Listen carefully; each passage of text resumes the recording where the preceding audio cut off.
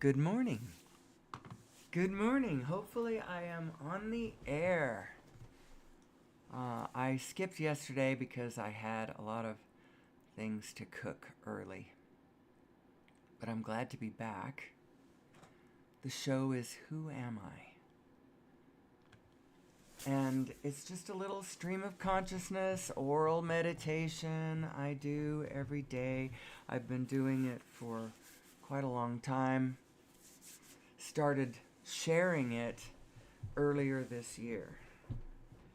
Who am I as I muse to myself, as I ponder the mysteries, as I unleash my pure positive voice?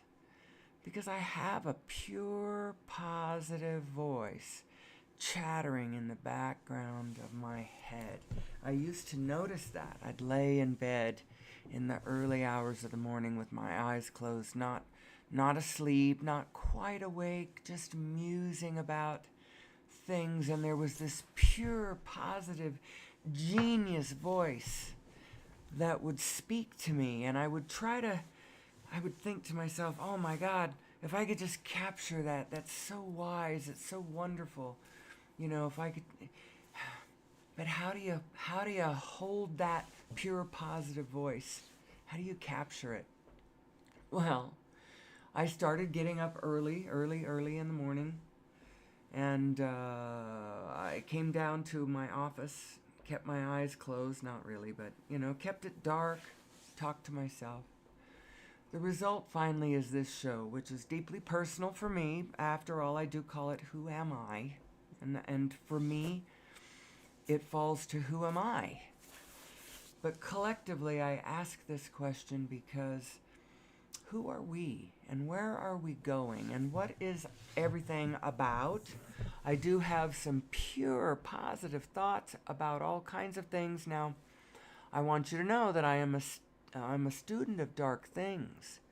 I have been fascinated with all kinds of aberrant psychology, cult behavior, authoritarian psychosis, the Nazi phenomenon from last century, World War II. Well, I call it the World War, Part 1 and 2. And the reason I call it that is because if you start going full ordinal, World War One, then World War Two, and then the next one's going to be World War Three, and the one after that's going to be World War Four. Although nobody pretty much talks about World War Four because it's kind of understood. If we ever let three happen, there won't be a world connected enough to go to war against each other. So I just call it the World War, Parts 1 and 2. And I think it's valid because Hitler was the one who invited us back to enjoy World War II. And he did it because he wasn't done fighting World War I. So I think it's valid to say we had one world war with kind of two reverberations of it, two echoes of it. One was when Hitler was young, and then he was determined, he had what he believed in. He drew his negative conclusions, and boy, he went for what he went for. But that was him inviting us back to more of World War One, really. And then that gets us away from the full ordinal progression of world wars, because I don't actually think it's necessary. We did it once. I think we have plenty of information on the table now to understand who we are, why we did that, and to completely understand how to move away from that and never do it again. But it's going to be a matter of putting it all together. And so that's kind of what I do in the show. I'm going to put it all together the way I have it put together in my head. And granted, this is just a perspective.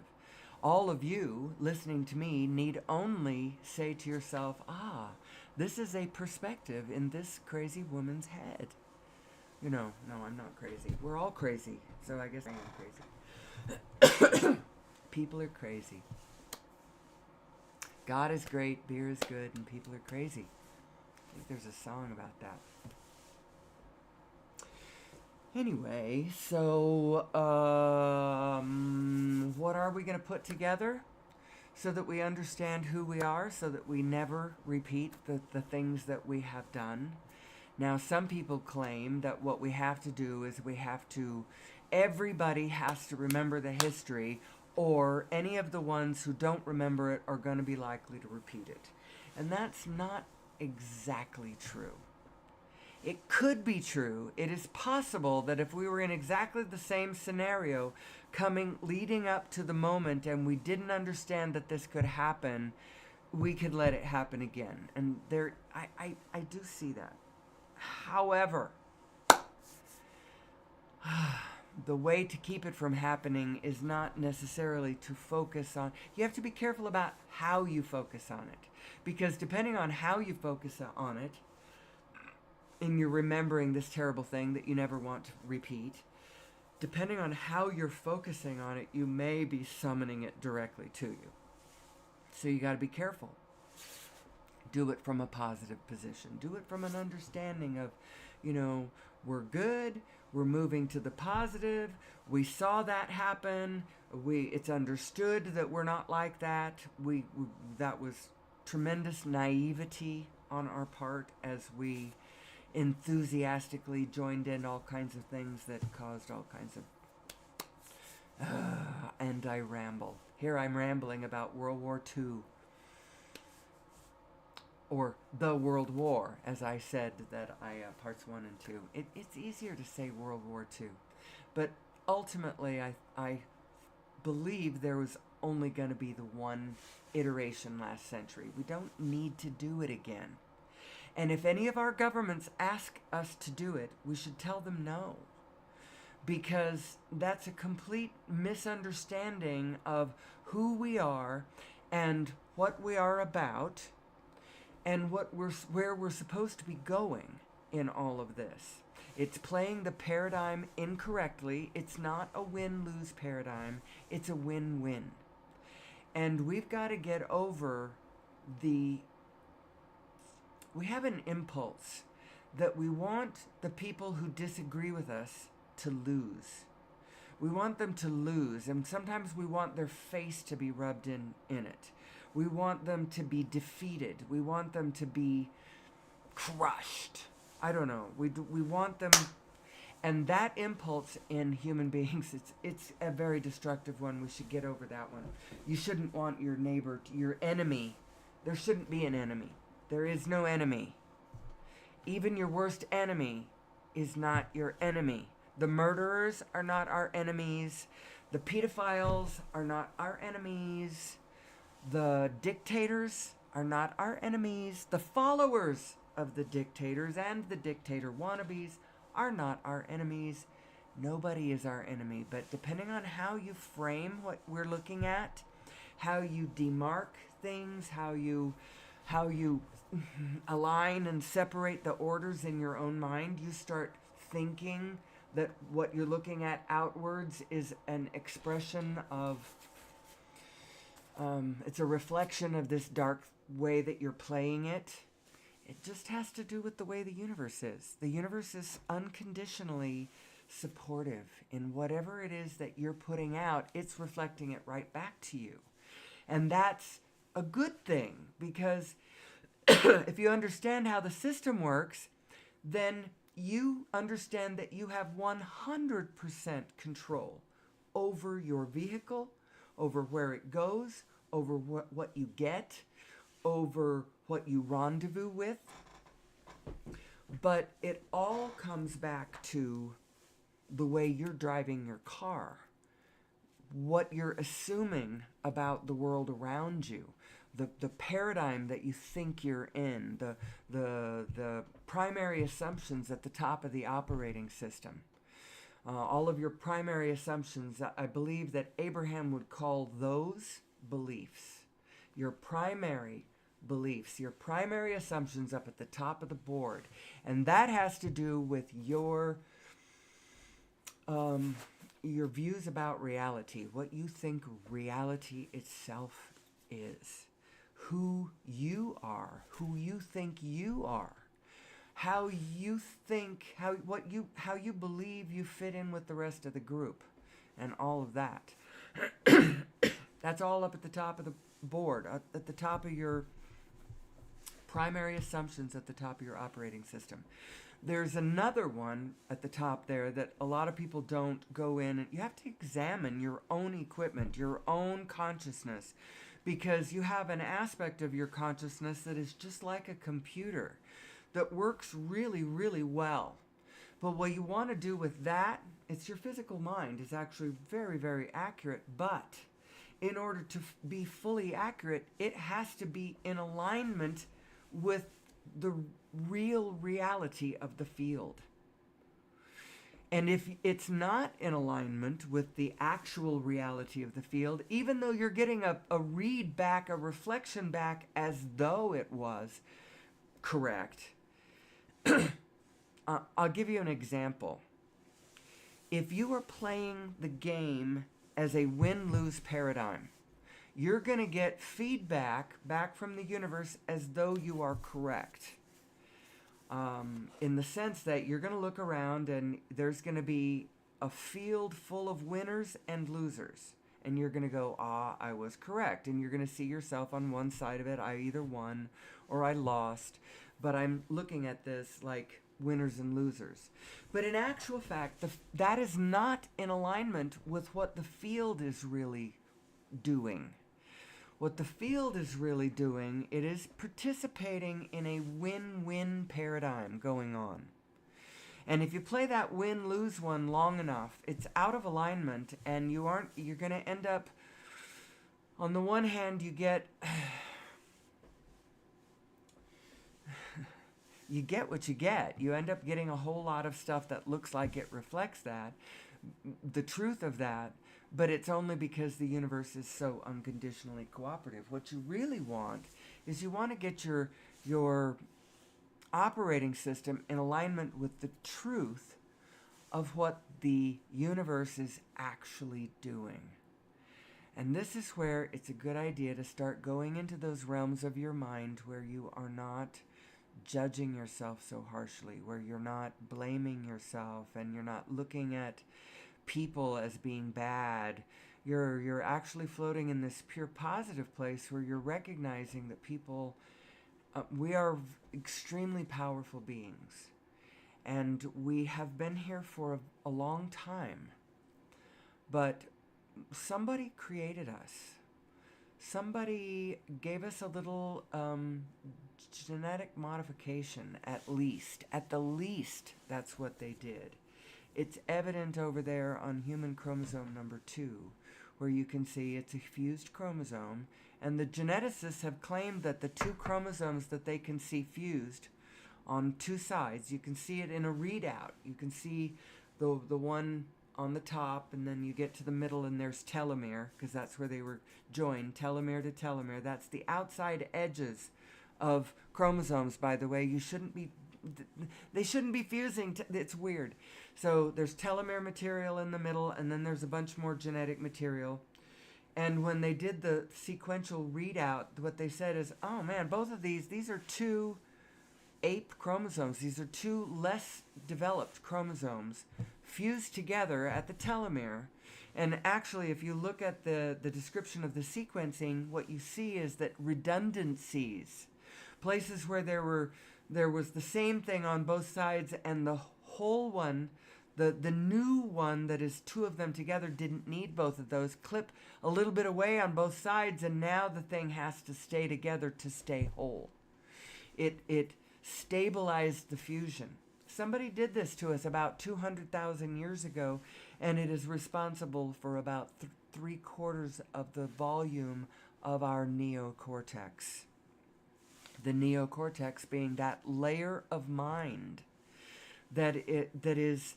So I have a slide. I got this from Greg Braden. I've been to like 4 of his conferences, a couple of them with Bruce Lipton and other people. One was with just Bruce Lipton, and it might have been 2 with just Bruce. and then another one with a whole bunch of other people, and then another one with just Greg. They kept doing these wonderful, we have a wonderful venue for these things just up the street, about 15 minutes away from where I live.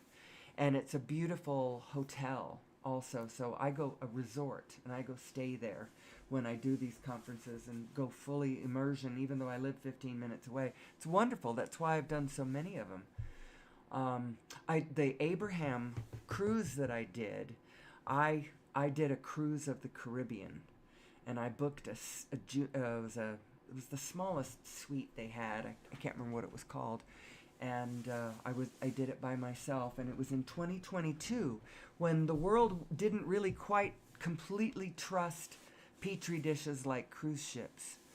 And so we had the ship was less than half full, and it was delightful. It was so amazing, such an amazing cruise, and what a wonderful experience. And anyway, where am I? Who am I? And where are we going? Who is this positive self? Oh, I was talking about the neocortex volume of this fusion that was done to us. We are a created species, I believe. One of the things that helps me support the idea that we are a created species is that it just makes so much sense what was done to us.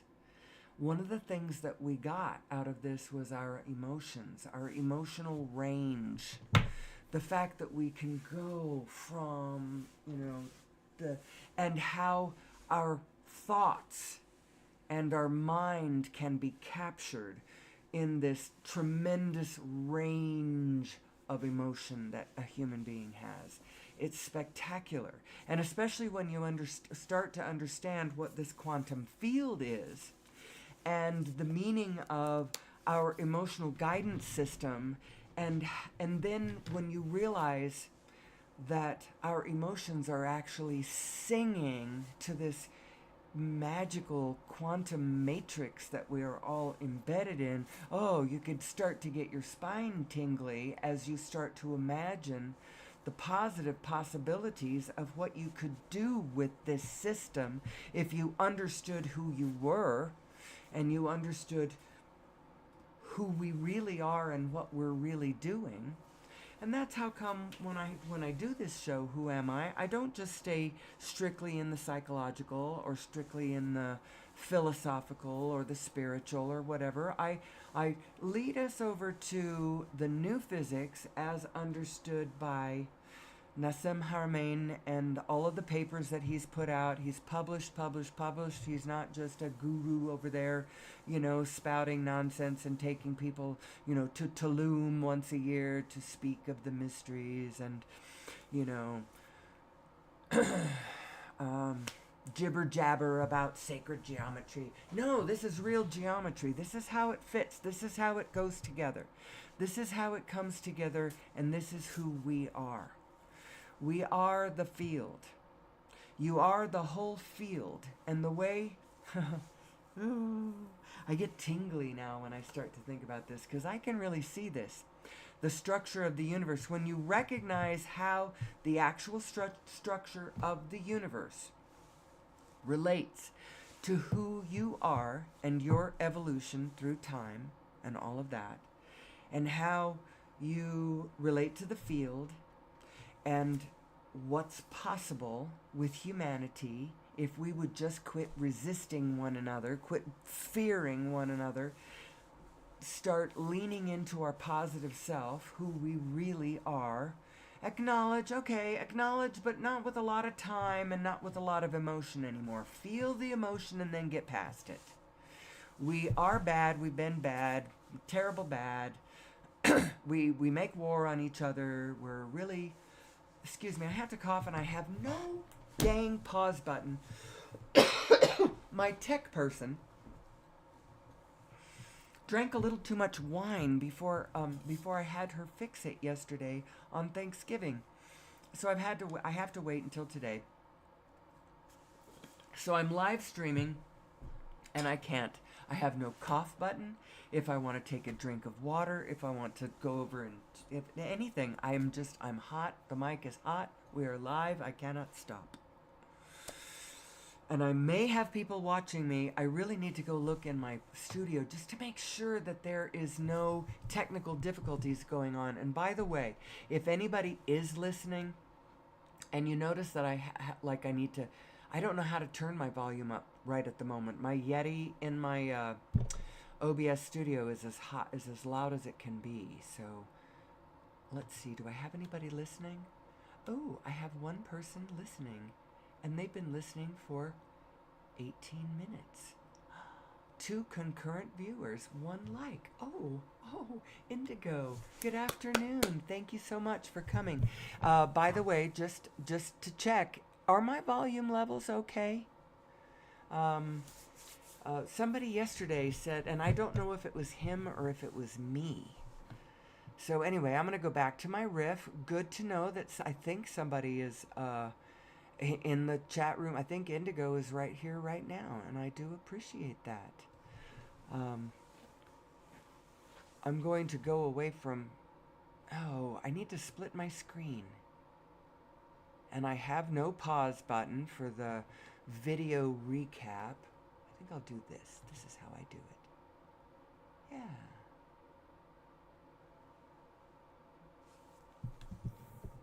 The sound is low. Your volume is quite low. Have you toned... Okay. All right. I will ask my tech person.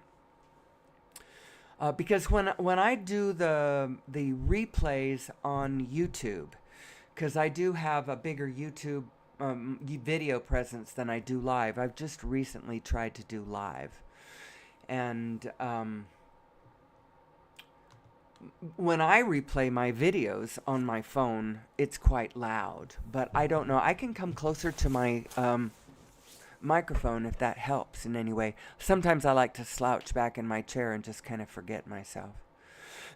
So anyway, I'm going to go back to my riff, because I do think it is really important that we align our physical brain, our physical mind, with our greater mind, with what our greater mind knows to be true about the same situation that we're concerned about. We're concerned about the situation. Our inner being is concerned about this. Not concerned. Engaged in. Not concerned. Your inner being is not concerned. But the physical reality around us is what we're all involved in, both our spiritual side and our physical side. And so when you get your physical mind in alignment with the actual reality of the field around you, you will find that your creativity, your wisdom, your ability to connect and relate to your family, your ability to, just flow with life in a easier way, your ability to, you'll get all kinds of ideas about what the world should be doing. We should be not fighting with each other. Well, the big things that I like to push, because in practical value, I think this has the biggest punch. That is understanding that we do not need to burn fossil fuel. We don't need to do this. We've sort of been tricked into believing that it's the only way.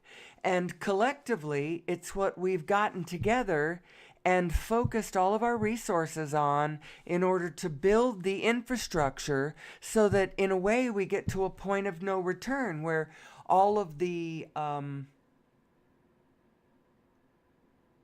Wait, what just happened? Oh, hold on. I gotta look at something. Something just happened. Did I just lose my stream? No, did I lose my stream? No, I'm still on my stream. Excellent. No.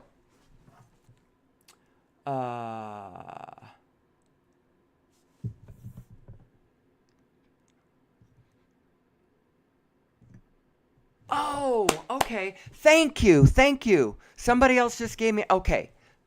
I do need to do something with my volume. Thank you very much. That might be part of, I've had people who have tuned in and then they've just like a couple of seconds later they're gone. And I'm wondering, why did they do that? It might be because they can't hear me.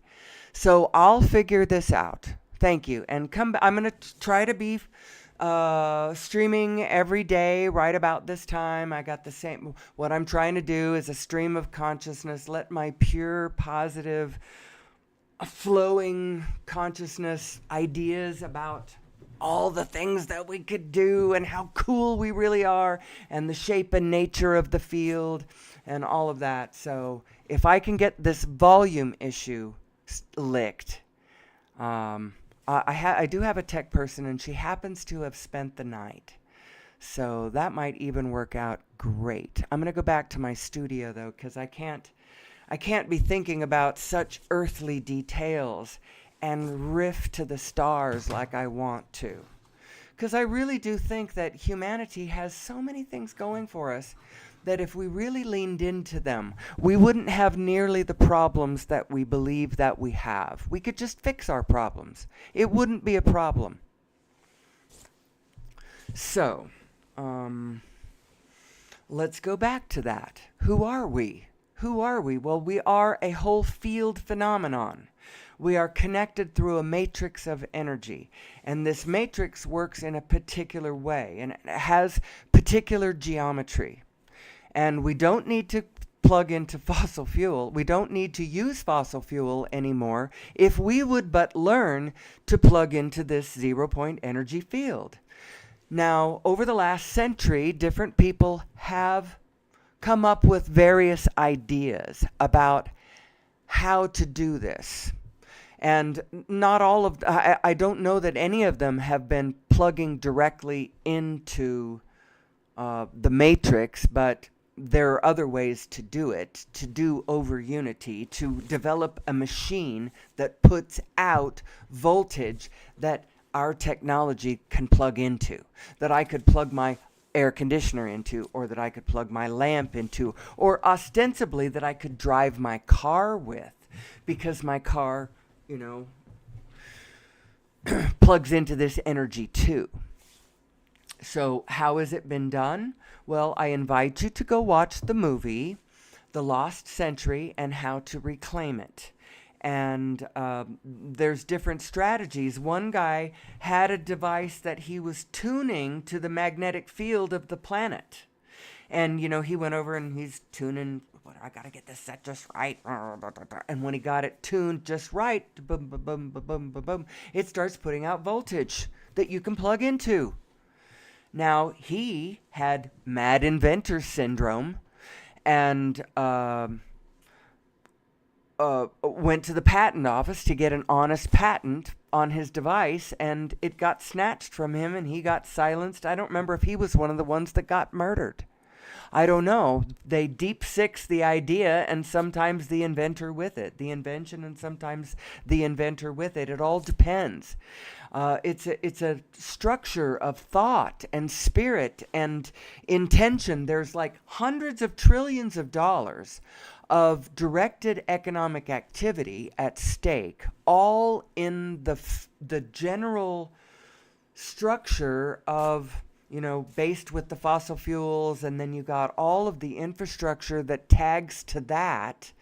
And then you have the vehicles on the ground and all of the infrastructure that tags to that, and all of the privilege that goes with the first world infrastructure, which is what you have to have if you're going to use that first world technology that involves the wired house and you have to have the pipelines that take the oil from the fields to the and the more we invest in our infrastructure looking like that, the more we're locked in that way.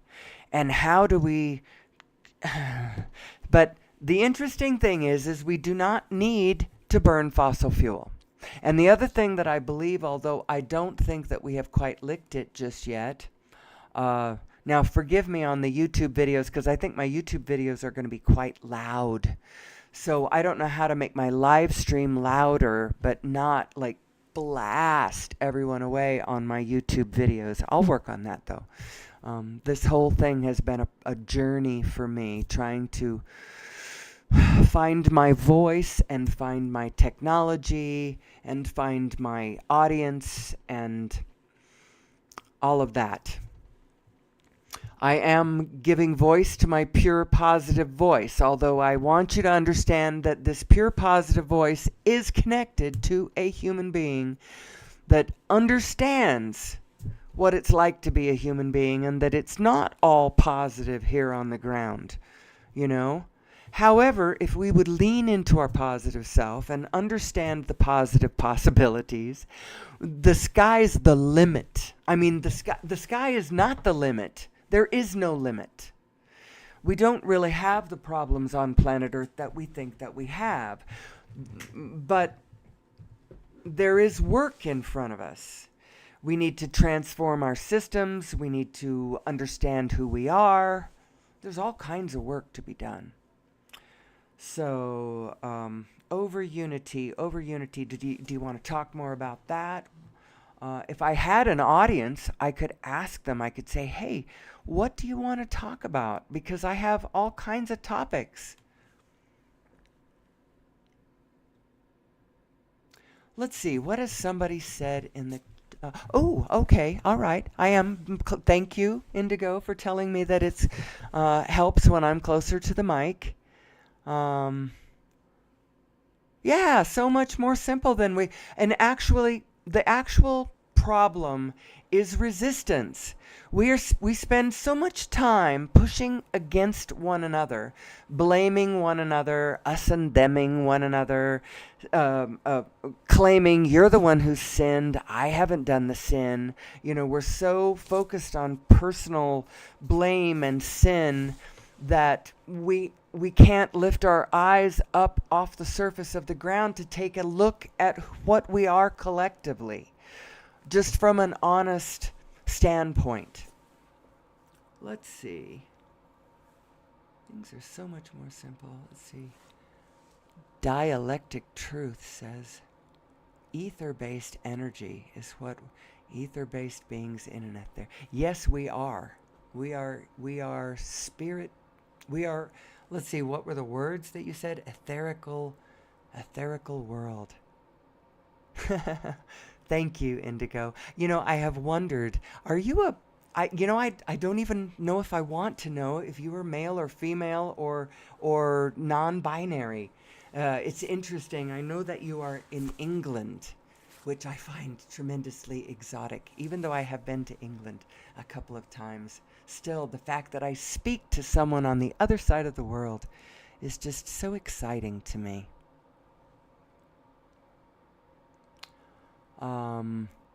I think we're in for some really big changes soon, I believe. Oh, wonderful. Female single mom of 2 girls. Wonderful. I have 2 girls myself.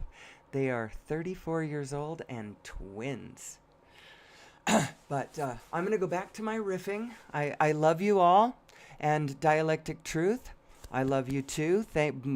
Welcome to the chat room. It is material. Actually, I'm going to go back to my riff as opposed to, because my riff as opposed to a discussion, and then I'll come back and I'll look and see whether I lost anybody. But I truly believe that in our nature is all of the solutions that we need to all of the problems that we have. Now, the gurus that I have been listening to all my life, I started with, actually it was probably it wasn't Deepak first, it was Joseph Campbell. Joseph Campbell came out with a show in 1988 called The Power of Myth. And I thought it was just so wonderful because instead of being so divisive like what I saw religion as being, everybody saying, no, mine's true, no, mine's true, no, mine's true. It was this person saying, no, I've been studying the mythology of human beings all over the planet throughout all of time, and I'm telling you, we are one species. And there is common theme, there's common archetype, there's common energy patterns, we are more alike than we are different. And I just thought that was wonderful.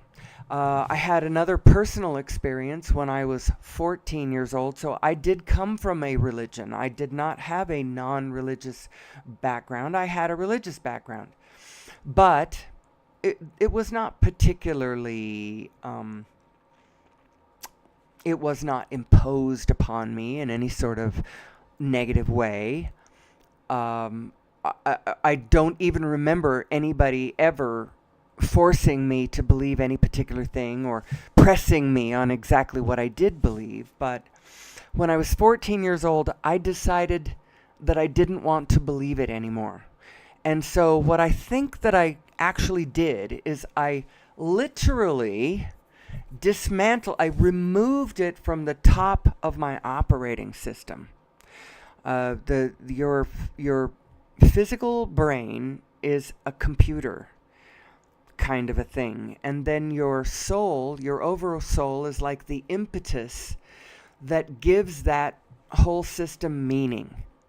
And I decided to take my religion off of my beliefs. I decided not to believe it anymore, and it was disturbing at first because my religion had taught me that, oh, they didn't really believe in hell, and they weren't all that, fire and brimstone of a kind of religion, but the one place where you could get into trouble, where you could end up with the devil, is if you had heard the truth, had been thoroughly exposed to the truth, and consciously decided to turn away from the truth, which kind of felt like what I was maybe doing if this religion was true.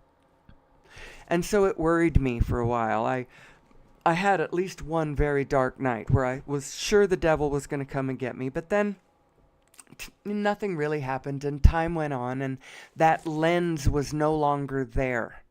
That lens of, I believe it in this way. As a matter of fact, my mind went completely open. I was open about everything, the nature of God, whether Jesus was a metaphor or a tale, or whether he was real, or whether he was a historical figure, whether he was divine or not. All of that was like up for grabs now.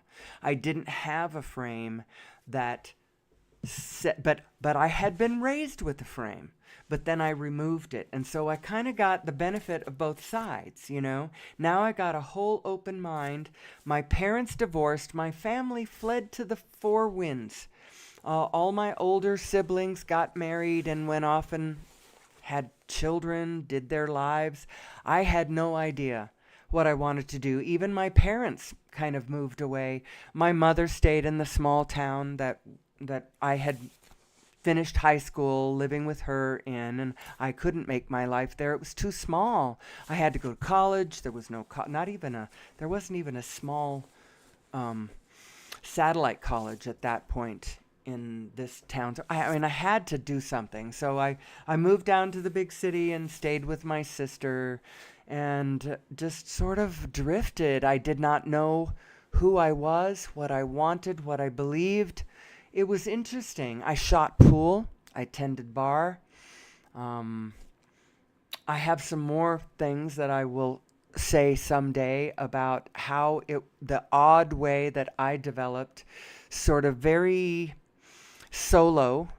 And now I'm intentionally solo while fundamentally I have a deep, deep, deep, deep, deep ingrained feeling of being one with the field around me. So it's like I'm alone a lot of the time, but I never feel alone because my feelings are all connected to this field that I believe that I'm a part of. And so I don't... And it's just so exciting to get on the air and be able to just riff about what I think's possible, about what I think our design and nature is, and all of that. I just think it's really exciting. And there's a couple of parts of it that I think that we would all be better served if we understood that resistance really is the problem.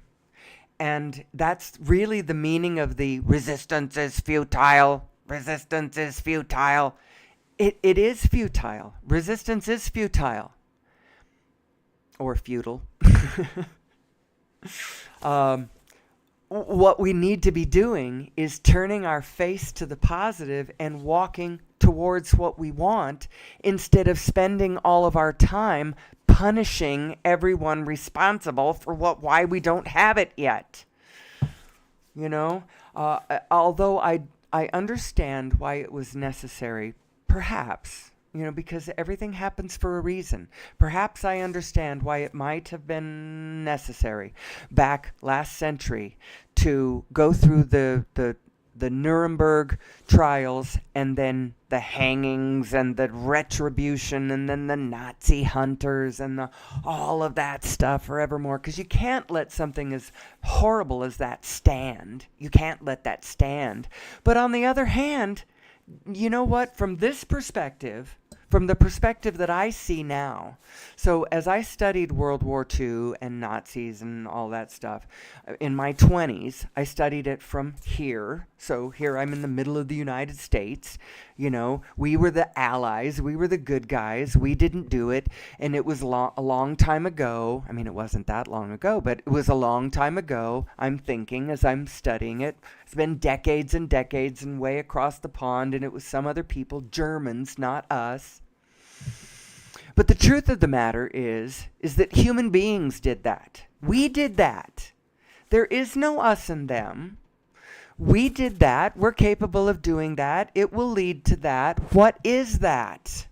It's a really good question. Who am I? Who am I? And if you come at it from a psychological point of view and actually go look at the work of Paul Levy. He's got a beautiful way of marrying quantum physics and human psychology.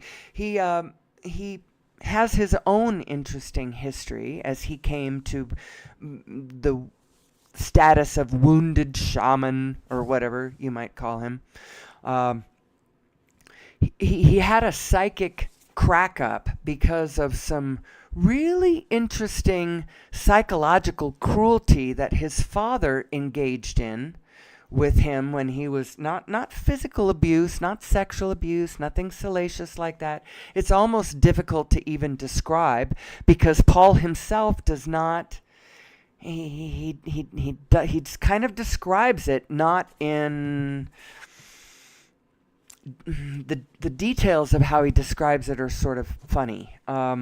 But he had a psychological crack up, and the way he came back to himself was through sort of a combination of Jungian psychology, Buddhist philosophy, and quantum physics. And now he writes about that, and he talks about this experience that we are having in life here is like we are dreaming it.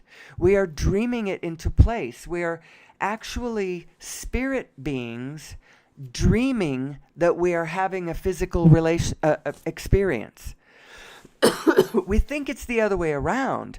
We think we are physical beings dreaming about spiritual experiences, but it's not. It's the other way around.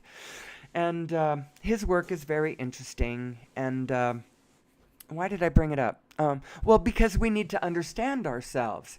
We need to understand our positive and negative self.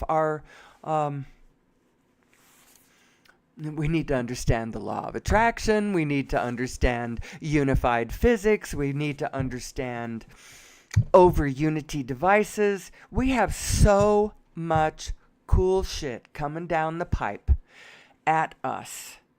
And the capability of consciousness to put it together is amazing. And you will understand that if you work on putting it together in your own consciousness. Your own consciousness will start to bloom, and you'll start to flow with the rest of the unified field. You will find yourself in the middle of universal consciousness. And I think there's a reason why they call it universal consciousness. They call it that because we all have access to it. And the only thing that really cuts us out of that is our negative mind and our specific self, who has a tendency to be a negative mind. If you can learn to turn off your damn negative mind and turn on your, well, what is it that you're doing? Abraham talks about building a positive momentum and sort of turning off your negative mind by virtue of building a positive momentum. You start early in the day. You start with a meditation. You just don't listen to that mind that is telling you that you are not enough, because you are enough. We are all enough. And if we would lean into our positive self and not believe the negative in the back of our... as a matter of fact, I listened to the most wonderful riff about that from Bashar. He was... I should go find that and then recommend it to you. It was a wonderful riff about the nature of the voice inside your head. So probably if you put Bashar and the voice inside your head, you might get it. I could tell you more specifically what it was. It was really good, though. We have inside of us this steady state voice that's neither positive nor negative. It's just a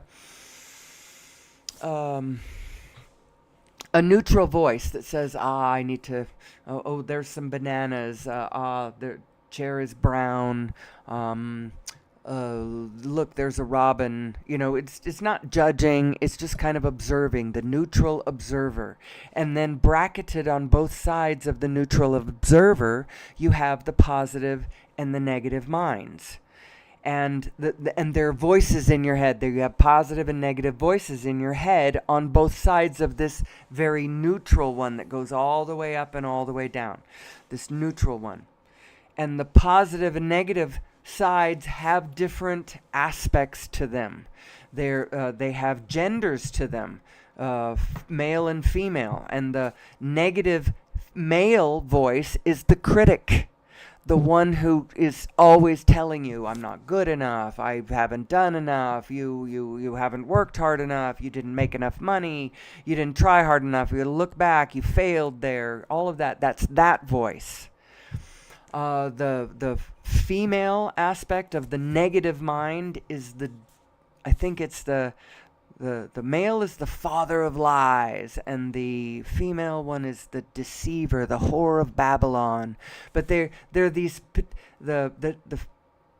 the deceiver tries to tell you that the end justifies the means, and there's different aspects. It was a wonderful riff.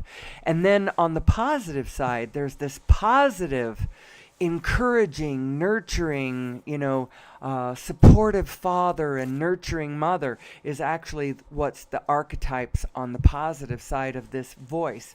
But bracketed up, these two brackets are on both sides of this neutral voice that is just observing, and it's inside of you.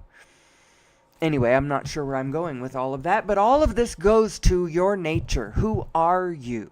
What are you made of? What is the field that you're part of? What is the history that you're part of? Both the current events kind of history, like who's president today and what year did such and such a war start, that kind of history. And then you go all the way back to prehistory and the beginnings of Homo sapiens. Where did human beings come from? I think we were genetically modified. And so actually, if it's what I think, and that is that aliens did something to us, then there's a whole part of this story that the Natural History Museum is leaving out, Excuse me. And while I find all of this stuff incredibly interesting, some of it's really practical, because our understanding of our positive and negative emotions And understanding that there is no us and them is going to help us quit fighting wars with one another and quit pushing against one another. And don't worry about the people who don't get it. And don't worry about the people who are engaged in war or fighting with one another about this and that and the other. Don't worry about that. It's not for you to worry about, because you can't control the conditions. I have no control over the multitude of spins going on around me. Turns out the only control that you have is over your own individuated spin.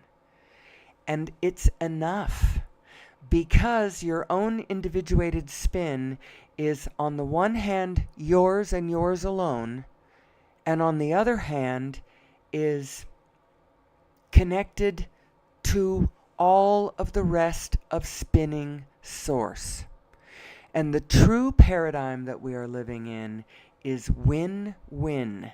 And the way that you get out of alignment with the field is to not play it as a win-win, but to play it like a win-lose.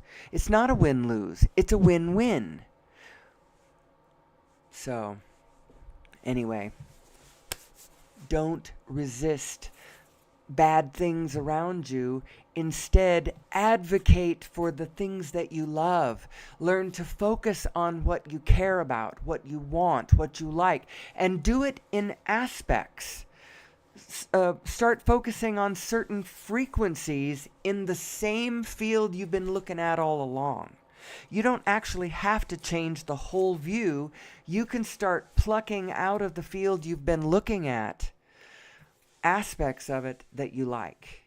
And that's how you start igniting those frequencies inside of you, and that starts pulling your light mechanism in the direction of where you want to go, specifically you, where you want to go, what you care about, what you appreciate, what you love.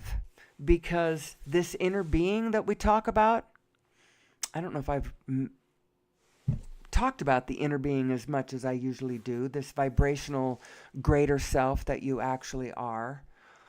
But that aspect of you is love.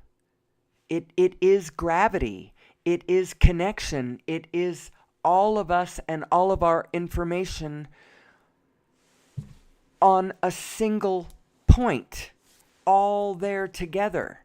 You don't have to go anywhere to get everywhere, because all of the information is right here with you all the time. And so the universe that you navigate to is all up to you. And as a matter of fact, if you believe what Bashar says, and I do believe it, I've pondered it many times, trying to taste whether I can feel the possibility of it. And I have to say that I do taste the possibility of the truth of this, that every version of the universe exists, and it is up to you to choose where you want to go. And I have decided that I want to experience the version of planet Earth that makes it. Earlier in my life, I experienced a lot of things. I didn't experience it like in actual reality. I read and I felt, and I read and I thought, and I studied and I felt, and I read and I thought, and I did that. And because I'm not a Holocaust survivor. I'm not even Jewish, you know. My father fought in World War II, but he didn't fight the Nazis. He fought the Japanese. And so and he has interesting tales himself about the making peace and the making friends with that culture that he did. I wish he had shared some of this when I was younger. Now he really wants to share it, and he's less clear about it because he's 99 years old. But that's all he wants to talk about is things like he was part of the occupying force in the Nagasaki area right after that bomb was dropped. He was some miles away. He was not really close but he was not. That was the area that he was in, and part of what they were doing, the project where he was in, they were dismantling a kamikaze. What would you call it? There was a training station. There was planes, all the teachers, the landing fields, the all of that. It was a kamikaze, whatever. They were dismantling it, and my father ended up making friends, covertly making friends because it was not allowed, with a young pilot in training, a young kamikaze pilot in training. And my father is, let's see, it's 1945, so he is 19 years old. That's all the age my father was. He was fighting on Tarawa at 17, operating a 50 caliber machine gun, and then spending, 2 weeks in Grizzly mop-up afterwards at 17 years old. 2 months before his 18th birthday. But even he, after going through all of that, ended up making his peace with the human beings involved in the equation, and he no longer called them Japs, and he no longer felt of them as being inhuman or, the enemy or whatever. And I know I picked that spirit up from him. There is no us and them. That's the ultimate lesson. And yet you go, well, how can that be? How can there be no us and them when there's obviously sometimes an us and them? Wasn't the us the I don't know. Who is the us and them? Because we were on both sides of the equation in the There is no us and them. Human beings did it all. Human beings were throwing other human beings into the fires, into the ovens. And even on the Allies' side, if you start studying from Masterpiece Theater is a really good place to do it. Things like Foyle's War, and there's so many wonderful British dramas done depicting what life, day-to-day life, would have felt like during the war, and how, I don't know, study all of that. Even a binge-watching Downton Abbey can help you understand the meaning of war, because there's so many meanings to war. There were things that we were resisting in society that we weren't allowing to evolve. And when a lot of society's attention was over on the war, instead, women and people of color and servant class and all kinds of people broke out of their shells just a little bit. And then with the next iteration, just a little bit more, and then just a little bit more, and then just a little bit more. And you realize that in a way, the COVID thing that we just went through, in a way, was a substitute for a world war, as some other things gave. Did you notice? It wasn't all bad. Some of it was bad. And some of it wasn't bad at all, because all of a sudden, the whole world recognized, oh, you can work from home. Ooh, we can do Zoom. Ooh, we can do Google Meet. Ooh, we can do this and that and the other. And the booming of all kinds of technologies and the possibilities that opened up when that happened. Everything has a silver lining. Everything has a silver lining. Everything is always working out for us. And you just got to know that. You got to believe it. And you know what? I haven't checked my chat room for a while. And so I'm going to go see whether anybody's been talking to me. And if they have, I'm sorry. My ability to riff and check the chats at the same time is still limited. I'm a newbie. Ooh, I've had 4 views. 2 concurrent viewers. Right now, I think I have 2 people watching. Wow. How very exciting. Let's see. Oh, yeah. Yes, it did do a lot, didn't it? And you know, if you remember, John F. Kennedy was the one who said, I think he's the one who said, those who make peaceful revolution impossible make violent revolution inevitable. And I think that's the only reason why we had those wars. But we are moving now. We are morphing. We are changing. And we're not so resistant to change anymore. And the fact that even somebody like me, thank you, somebody like me can just get on this and just riffity riff the way I do is a wonderful statement of the positively changing times. Things are always working out for us, and they are still working out for us. And our positive inner being self is reaching and leaning forward.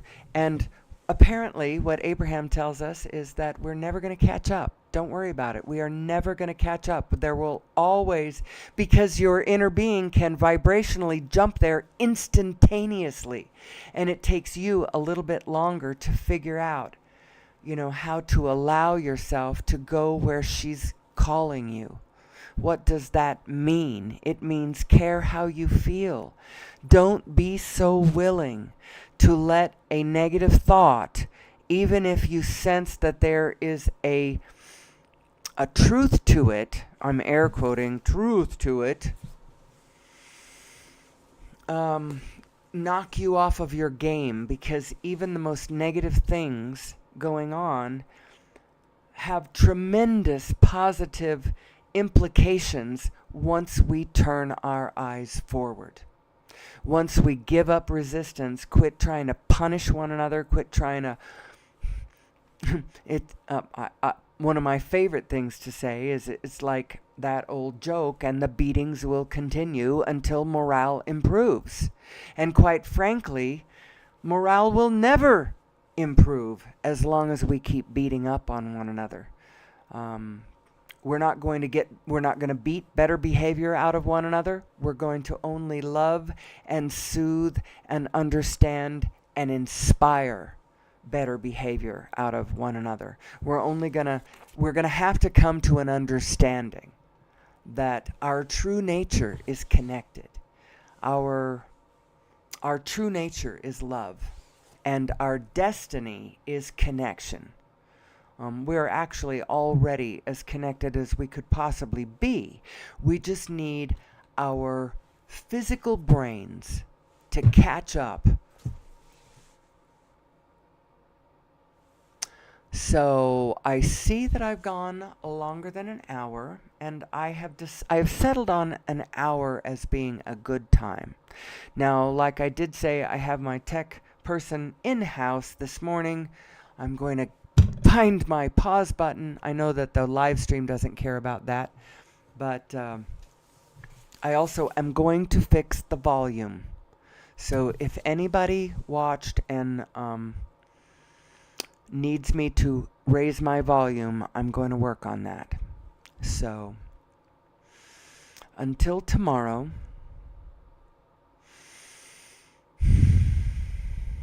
I haven't fully come up with the greatest goodbye catchphrase. Abraham says something like, "There is great love here for you." And I like that one. That one's really good. I've been saying, "May the source be with you," because it kind of sounds funny. And since I'm dedicated to talking about source energy, this thing that is often just talked about in church and then not usually tagged back together to the material world in a spiritual way, that's kind of my lane.